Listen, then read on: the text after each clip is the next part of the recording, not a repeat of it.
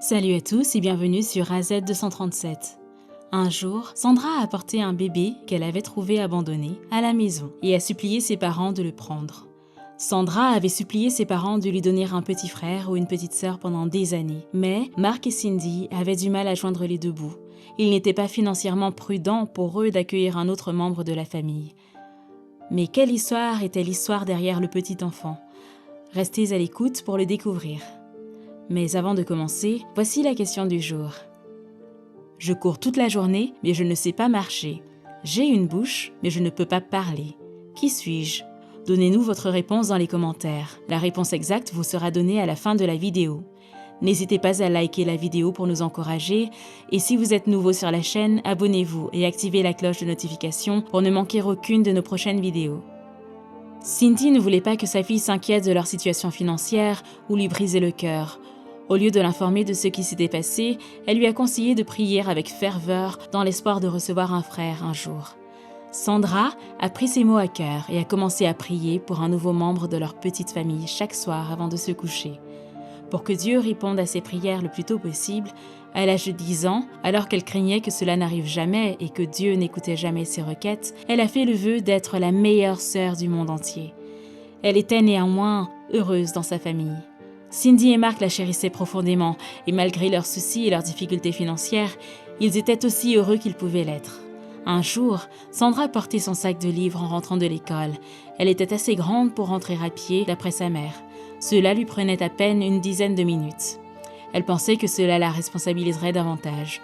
Cependant, comme elle habitait à proximité, il lui arrivait de se promener avec son amie. Mais pas ce jour-là. Sandra a sautillé et a jeté un coup d'œil à ses chaussures pour voir une poussette au milieu du trottoir. Elle s'est précipitée pour voir ce que c'était. Elle a secoué la poussette après avoir entendu un bébé pleurer à l'intérieur. « Bonté divine !» marmonna-t-elle en se penchant pour découvrir un bébé à l'intérieur. Ses yeux émerveillés étaient larges et inquisiteurs. Il s'est ensuite mis à pleurer une fois de plus. Heureusement, le nourrisson s'était détendu, donnant à Sandra l'occasion de lever les yeux et de chercher sa famille. Elle habitait dans un quartier tranquille de Géorgie aux maisons modestes. Les parents utilisaient fréquemment leur poussette pour se promener car c'était plus sûr, mais personne n'aurait osé abandonner un bébé sans surveillance. Sandra a froncé les sourcils en regardant le nourrisson qui semblait avoir été abandonné dans sa poussette et a pensé « C'est extrêmement étrange !» Personne n'est arrivé pour ce pauvre enfant après qu'elle ait attendu longtemps. Mais elle savait que sa mère s'inquiéterait si elle n'était pas rentrée bientôt. D'un autre côté, elle ne pouvait pas abandonner cet enfant sans défense dans la rue. Elle n'avait pas d'autre choix que de le ramener à la maison. Sa mère saura ce qu'il faut faire de lui. « Qu'est-ce que c'est, Sandra ?» a dit Cindy lorsqu'elle a vu sa fille rentrer dans leur maison avec une poussette. « Maman, j'ai découvert cette poussette sur le trottoir. Elle contient un petit garçon sans défense. Pourtant, il était seul, je ne pouvais pas l'abandonner. » a brièvement déclaré Sandra. Sa mère a porté le bébé sans défense et l'a serré contre sa poitrine, les yeux écarquillés d'étonnement et de choc. « Qui pourrait donc faire ça? Dieu, nous devons contacter la police !» Elle se mit à tapoter le dos de l'enfant en murmurant « Et si c'est le frère que j'ai demandé à Dieu pendant toutes ces années, maman? Et s'il était ma réponse de Dieu? Nous devons savoir s'il a été abandonné, enlevé ou s'il a disparu. » a déclaré calmement Cindy, tout en tenant l'enfant dont les parents pourraient être très inquiets. Sandra est restée silencieuse tout en regardant dans la poussette. Elle a trouvé un document. « Il y a une lettre, maman !» D'une main, Cindy l'a saisie et a commencé à lire. « S'il vous plaît, prenez soin de mon bébé si vous le retrouvez. Il s'appelle Jack. Je suis dans l'incapacité de le faire. Nous manquons tous les deux d'un endroit où vivre et j'ai 18 ans. » « Sa mère l'a abandonné ?» a demandé Sandra. « Je crois que oui, chérie, » a répondu sa mère. Elle a appelé son mari et lui a expliqué le problème, car l'enfant était jeune et aurait besoin de manger. Il a acheté des couches bon marché et de la nourriture. Ils l'ont nourri et ont composé le numéro de la ligne non urgente une fois arrivés à la maison. Plusieurs agents de police sont arrivés et ont écouté leur récit. Comme un travailleur social devait venir chercher le nourrisson le lendemain, ils ont demandé à la famille de leur laisser l'enfant pour la nuit. Mais ce soir-là, tout a changé pour eux. Jack était très amusant. Même avec ses pleurs silencieux et ses couches sales, ils appréciaient d'avoir un enfant à la maison. Sandra a imploré ses parents une fois de plus avant qu'ils aillent se coucher. Je crois que c'est à nous qu'il a été adressé. Elle a proposé à ses parents de se faire agréer comme parents d'accueil, ce qu'ils ont fait immédiatement. L'assistance sociale a donné son accord. 2 ans après la fin de l'enquête de police, Mark et Cindy l'ont adoptée. Sandra a officiellement rempli son engagement envers Dieu. Elle était la sœur parfaite.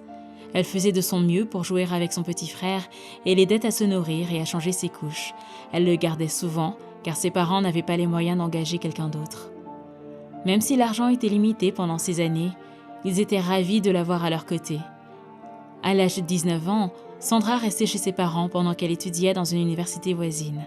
Elle travaillait également à temps partiel pour compléter ses revenus, mais elle consacrait beaucoup de temps à son jeune frère qui avait presque 10 ans. Un jour, elle a répondu au téléphone qui sonnait. « Allô ?» Elle a fait signe à son frère et lui a dit « J'arrive dans 1 seconde pour jouer au Monopoly. »« Allô ? C'est Cindy ?» demanda une voix d'homme. « Non, c'est Sandra. Cindy est ma mère. »« Oh, bien, je suis Monsieur Kevin, » dit l'homme. « Je suis l'avocat de Sarah Masters. »« Qui est-ce » demanda-t-elle. Elle ne savait pas à qui il faisait référence. « Oubliez ça. Je vous appelle pour vous dire que votre frère Jack et vous allez recevoir chacun 7 millions de dollars de Madame Masters, qui a insisté pour que vous veniez avec vos parents à mon bureau dès que possible pour signer les documents. » La bouche de Sandra s'est ouverte. « Quoi ? Ce doit être une grave erreur. Alors, qui êtes-vous ? Comment nous connaissez-vous » Monsieur Kevin a répondu « Je vous suggère de contacter ce numéro » et a commencé à lui donner le numéro que Sandra a rapidement noté. « Vous recevrez les informations dont vous avez besoin avant de venir à mon bureau pour tout préparer. » Et il a mis fin à l'appel. La jeune femme ne savait pas trop comment gérer cette information choquante. Depuis que Jack a été adopté, la situation financière de ses parents s'est améliorée. Pourtant, ils n'avaient pas de famille ou d'autres proches qui seraient prêts à leur laisser cet héritage considérable. Ils avaient également des relations régulières avec leur famille élargie. Cet appel était illogique. Cependant, trop réfléchir n'est pas nécessairement une mauvaise chose. L'avocat a parlé de la parenté de son frère. Il y avait un problème et elle devait le découvrir tout de suite. Elle a donc appelé le numéro. « Bonjour, Sandra. Je suppose que c'est Monsieur Kevin qui vous a appelé. Ce n'est pas un mensonge. Vous allez recevoir ce paiement. »« Alors, qui êtes-vous ? Pourquoi nous donnez-vous une si grosse somme d'argent ?» demanda Sandra avec impatience. « Il y a quelques années, mes parents m'ont obligée à partir car j'avais ramené un enfant à la maison. Ils étaient contrariés car ils ne savaient pas que j'attendais un enfant.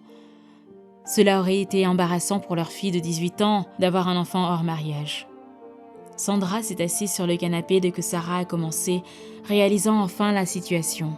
« Oh mon Dieu !» s'exclama-t-elle en plaçant sa main sur sa bouche. « C'était bien moi. J'étais tapie derrière un immeuble quand vous avez amené la poussette chez vous. Je suis la mère biologique de Jack. J'ai été témoin de tout. Je sais où il se trouve depuis des années. J'ai mené une vie pleine de regrets. Je n'aurais pas dû l'abandonner, mais sans l'aide de mes parents, j'étais impuissante. Si je l'abandonnais, ils avaient promis de me reprendre. Lâche que j'étais, je l'ai fait, puis je suis rentrée chez moi. » Plusieurs fois pendant son récit, Sarah a toussé. « Ok, mais qu'est-ce qui se passe maintenant ?» demanda Sandra, désormais inquiète à l'idée qu'elle allait reprendre Jack ou leur proposer de l'argent en échange. C'était absurde car l'argent était pour eux deux. Elle était néanmoins très inquiète et avait peur de perdre son frère. « Quelques années après avoir abandonné mon enfant dans votre rue, mes parents ont été tués dans un accident de voiture et tout l'héritage m'appartenait. Je désirais récupérer mon fils. Je suis restée en retrait et j'ai observé car j'étais impuissante. Mais je pouvais voir combien vous étiez heureux. Vous étiez tous parents, vous le chérissiez. Je ne pouvais pas l'enlever. Cela aurait été une catastrophe car à ce moment-là, vos parents l'avaient adopté. Donc je me suis abstenue. Sandra, je suis malade. Je n'ai pas beaucoup de temps. » « Alors, pourquoi vous nous donnez de l'argent maintenant ? Pourquoi à moi également ?» a demandé Sandra. « Pour accélérer le processus, je vous donne tout de suite une partie de mon héritage. Mais plus tard, votre famille recevra aussi les objets restants, dit-elle. Parce qu'elle était la mère biologique de Jack, Sandra ne voulait pas que quelqu'un ait à admettre qu'il ne connaissait pas cette femme. D'une certaine manière, cela faisait d'elle un membre de la famille. « Je voulais remercier vos parents d'avoir aussi accueilli mon garçon », dit la mère.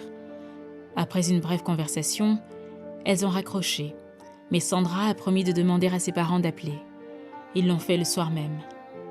Ils se sont ensuite expliqués avec Sarah et ont tout raconté à Jack. Jack a été étonné d'apprendre qu'il avait été adopté lorsqu'ils lui ont tout raconté plus tard. Il a désormais une nouvelle maman et il n'arrive pas à s'adapter à ce changement dans sa vie. Ils avaient initialement prévu de prendre des dispositions pour voir Sarah, mais elle est décédée quelques jours après ce coup de téléphone et ils n'ont donc pas pu le faire. Ils ont fini par recevoir les millions promis par sa mère, mais d'autres fonds sont arrivés, notamment un fonds en fiducie pour Jack, une maison assez grande dans le quartier le plus riche de leur ville. Bien que leur famille puisse désormais cesser de se soucier de l'argent, ils ont fait un effort concerté pour s'assurer que ce nouvel aspect de leur vie n'ait pas d'impact négatif sur leur mode de vie actif.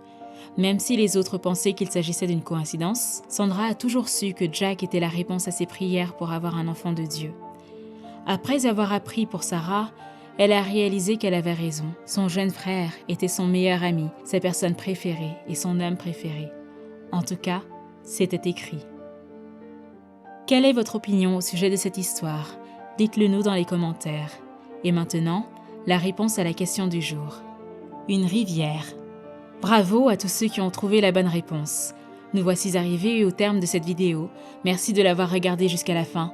Surtout, n'hésitez pas à la liker et la partager autour de vous. À très bientôt sur AZ237.